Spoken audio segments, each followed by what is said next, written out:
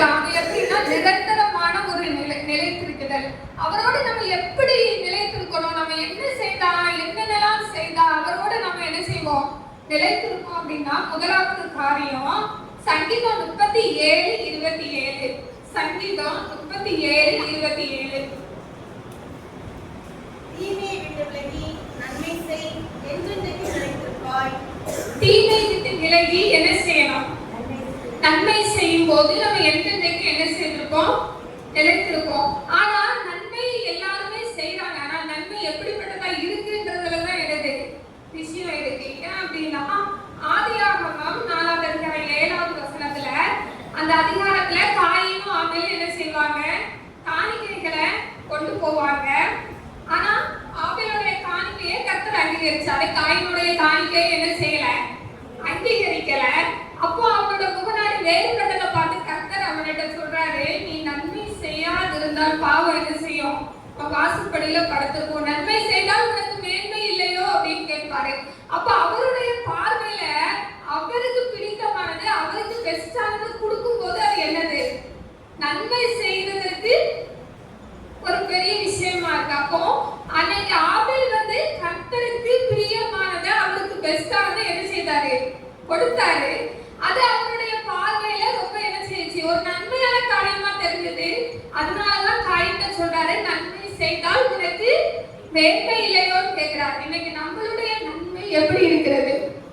நம்ம நன்மை செய்யும் போது நிலைத்திருப்போம் தான்.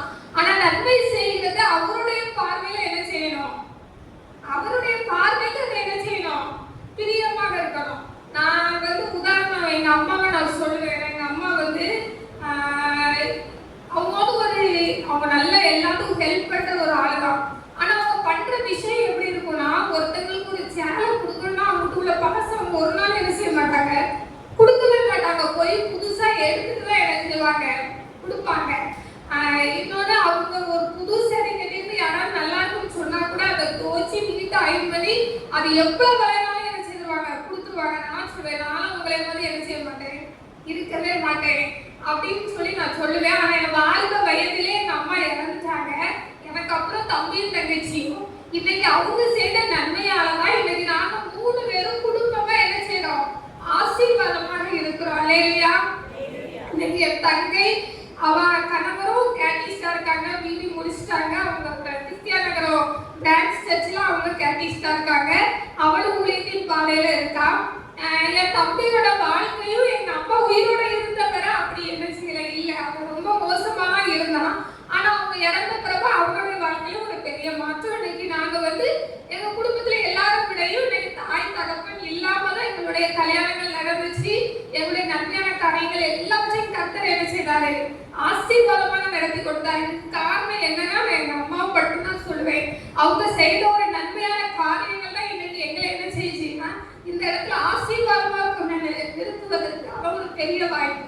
அப்ப நம்ம நன்மை செய்யும் போது தேவனுக்குள்ள என்ன செய்திருப்போம், நிலைத்திருப்போம். நம்மளுடைய குடும்பங்களும் என்ன செய்யும், ஆசீர்வதிக்கப்படும். ஒருவேளை நம்மளுடைய சந்தையா, நம்மளுடைய தாய் தகப்பன்மார் செய்த சில காரியங்கள் தான் இன்னைக்கு நம்மள என்ன செய்திருக்குது, ஆசீர்வாதமா வச்சிருக்குது. நம்ம மிகுந்த கனிகளை கொடுக்கிற ஒரு பாக்கியவான்களை நம்ம என்ன செய்திருக்கோம், நின்றுருக்கோம்.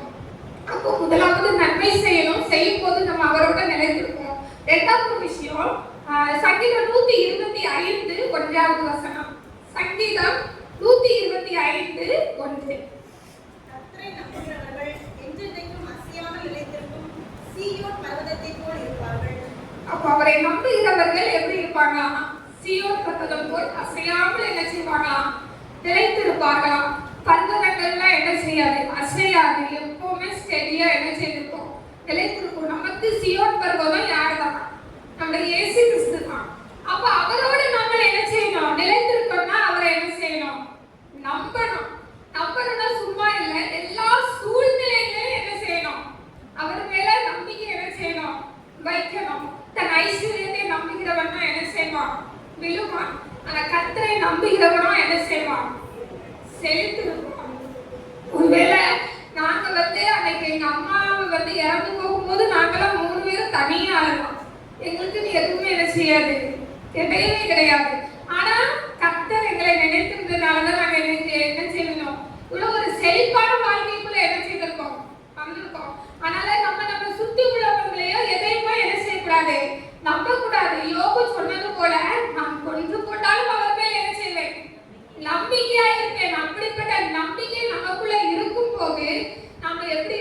சீயோன் பர்வதம் போல் அசையாமல் நிலைத்திருப்போம். யாரும் நம்மளை என்ன செய்ய முடியாது? ஒண்ணுமே செய்ய முடியாது. நம்மளை யாரும் என்ன செய்ய முடியாது? அசைக்க முடியாது. ஏன் அப்படின்னா சீயோன் பர்வதம் ஒன்றுவர் நம்மளுடைய இருக்கிறாரு. அதனால நம்மளை யாரும் என்ன செய்ய முடியாது? ஒன்றும் செய்ய முடியாது. நம்ம அவரிடத்துல என்ன செய்வோம்? நிலைத்திருப்போம். மூணாவது, அவருடைய கட்டளைகளை நம்ம கைக்கொள்ளும் போது என்ன செய்திருப்போம்? நிலைத்திருப்போம். 1 யோவான் 3வது அதிகாரம் 24வது வசனம். 1 யோவான் 3வது அதிகாரம் 24. அவருடைய கட்டளைகளை கைக்கொள்கிறவன் அவரில் நிலைத்திருக்கிறார், அவரும் அவரில் நிலைத்திருக்கிறார்.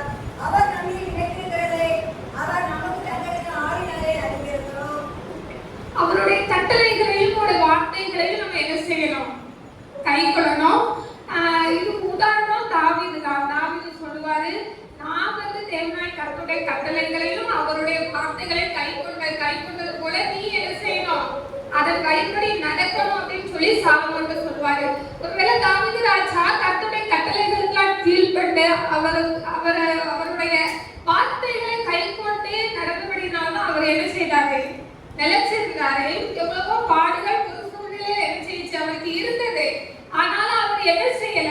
கர்த்தரை விடல. அவர் சொன்ன வார்த்தைகளையும் அவர் வாக்குத்தத்தம் பண்ணதை அவர் என்ன செய்தாரு? நினைவு கூர்ந்து எப்பொழுதும் அவரை துதித்து கொண்டிருந்ததுனாலதான் இன்னைக்கு அவருடைய ராஜ்யபாரம் எப்படி இருந்தது? சிலையாக இருந்தது. அதேதான் தன்னுடைய பிள்ளைகளுக்கும் அவர் என்ன செய்யறாரு? சொல்றாரு, இந்த போல நீயும் என்ன செய்யணும்? அவருடைய கட்டளைகளையும் வார்த்தைகளையும் என்ன செய்யணும்? கைக்கொள்ளணும் அப்படின்ட்டு. இன்னைக்கு நம்மளுடைய பிள்ளைகளுக்கு என்ன சொல்லி கொடுக்கிறோம்? அவருடைய வார்த்தைகளையும் கட்டளைகளையும் நம்ம கைக்கொள்ளணும். நம்ம பிள்ளைகளுக்கு என்ன செய்யணும்? சொல்லி கொடுக்கணும். சொல்லி கொடுக்கும்போது பிள்ளைகள் என்ன செய்திருப்பாங்க? கர்த்தருக்குள் நிலைத்திருப்பார்கள். அதாவது நம்ம கிட்ட இருந்தா நம்ம பிள்ளைகளுக்கு என்ன செய்யும்? போகும். நம்ம பிள்ளைகளுக்கு சின்ன வயசுல இருந்தே அவரோட வார்த்தைகளையும் கட்டளைகளையும் என்ன செய்யணும்?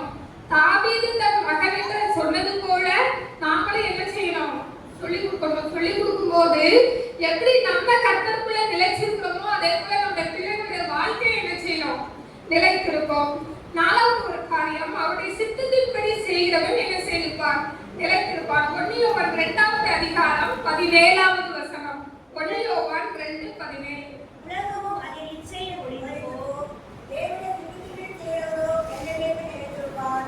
தேவனுடைய சித்தத்தின்படி செய்கிறவன் என்றென்றைக்கும் நிலைத்திருப்பான். ஆனா அவருடைய சித்தத்துக்கு இன்னைக்கு நம்ம ஒப்பு கொடுத்துருக்கோமான்னு என்ன செய்யணும்? நம்ம சிந்திச்சு பார்க்கணும். அவர் சொல்றாரு, நான் என்ன அனுப்பினவருடைய சித்தத்தின்படி என்ன செய்தேன். அப்போ அவர் பிதாவின் சித்தப்படி செய்த ஒரு பாத்திரமாக என்ன செய்தார்? காணப்பட்டார். நாமளும் அவருடைய சித்தப்படி என்ன செய்யணும்? செய்கின்றவர்களாக இருக்கணும். மரியாதை தேவன் சொல்லும் போது என்ன சொல்றாங்க? உங்களுடைய வார்த்தையின்படி எனக்கு ஆக கடவுளே அப்படின்னு சொல்லிட்டாங்க. அப்போ அந்த இடத்துல அந்த சித்தத்திற்கு அவங்க என்ன செய்தாங்க? ஒப்பு கொடுத்தாங்க. அதே போல இன்னைக்கு நம்மளுடைய வாழ்க்கையில நம்ம தேவனுடைய சித்தத்துக்கு என்ன செய்யணும்? ஒப்பு கொடுக்கணும். அவருடைய சித்தம் என்ன நம்ம என்ன செய்யணும்? தெரிவிக்கணும். அப்படி தெரிவிக்கும் போதுதான் நம்ம அவரோட என்ன செய்ய முடியும்? நிலைத்திருக்க முடியும். கடைசி ஒரு காரியம், விசுவாசம் அன்பு நம்மள என்ன செய்யணும்? அது காணப்படும் போது நம்ம தேவனுக்குள்ள என்ன செய்திருக்கோம்னா நிலைத்திருக்கோம். யோவான் 15வது அதிகாரம் 9வது வசனம். யோவான் 15:9. பிதா என்னில் அன்பாயிருக்கிறது போல நானும் உங்களில் அன்பாயிருக்கிறேன். என்னுடைய அன்பிலே நிலைத்திருங்கள். பிதா என்னில் அன்பாயிருக்கிறது போல நானும் என்ன செய்யறேன்? அன்பாயிருக்கிறேன். அவருடைய அன்புல என்ன செய்யணும்? நிலைத்திருக்கணும். அவருடைய அன்புல நம்ம நிலைத்திருக்கும் போது நம்ம அவரோட என்ன செய்வோம்? நிலைத்திருப்போம். இன்னொரு அழகான வசனம் உண்டு. 1 யோவான் 4:12. நாம ஒருவரிடத்துல ஒருவர் அன்பு கூர்வோமானால் தேவன் நமக்குள் என்ன செய்திருப்பார்? நிலைத்திருப்பார். அப்ப இன்னைக்கு மற்றவர்களிடத்துல நம்ம அன்பு கூறுகின்ற வாழ்க்கையில நம்ம எப்படி இருக்கிறோம்? நம்ம இடத்துல அன்பு இருக்குதா? இன்னைக்கு என்னிடத்துலயும் சரி உங்களிடத்துலயும் சரி அப்படிப்பட்ட ஒரு அன்பு என்ன செய்யல? இல்ல. நம்ம ஒருவரிடத்துல ஒருவர் என்ன செய்யணும்? மனப்பூர்வமா ரொம்ப நல்ல விதமான ஒரு அன்பு என்ன செய்யணும்? வைக்கணும். அப்ப தேவன் நமக்குள் என்ன செய்திருப்பாரு? நிலைத்திருப்பாரு. அதனால அன்பு அப்படின்ற காரியத்தை பத்தி நம்ம பார்த்தோம்னா நிறைய வசனங்கள் இருக்குது. அதனால அன்புல என்ன செய்யணும்? நம்ம பூரணப்பட்டவர்களாக இருக்கணும். நாம மற்றவர்களிடத்துல அன்பு கூறும்போது தேவன் நம்ம இடத்துல என்ன செய்யலாம்? அன்பாய் இருப்பார்கள். விசுவாசத்துக்கு நான் ஒரே ஒரு காரியம் சொல்றேன். 2 தீமோத்தேயு 1வது அதிகாரம் 5வது வசனம். 2 தீமோத்தேயு 1:5.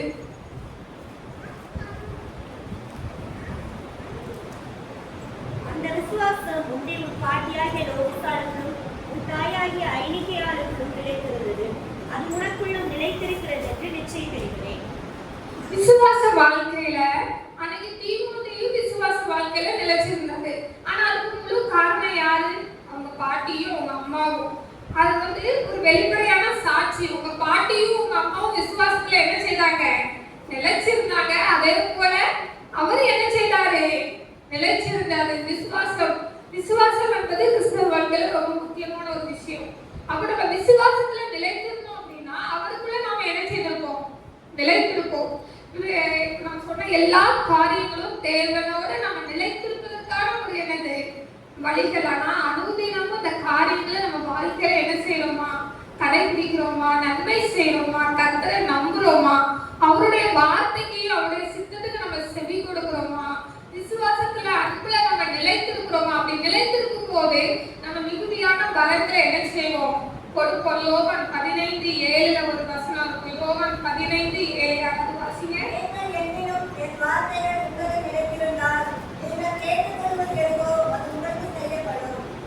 அவரோட நம்ம நிலைத்திருக்கும் போது நம்ம என்னெல்லாம் கேட்டுக்கொள்றோமோ அது நமக்கு என்ன செய்யும்? செய்யப்படும். அப்போ நாம அவரோட நிலைத்திருக்கும் போது நாம நமக்காக மாத்திரம் இல்லை, நம்ம மற்றவர்களுக்காக என்ன காரியங்கள் கேட்கிறோமோ அதுவும் என்ன செய்யும்?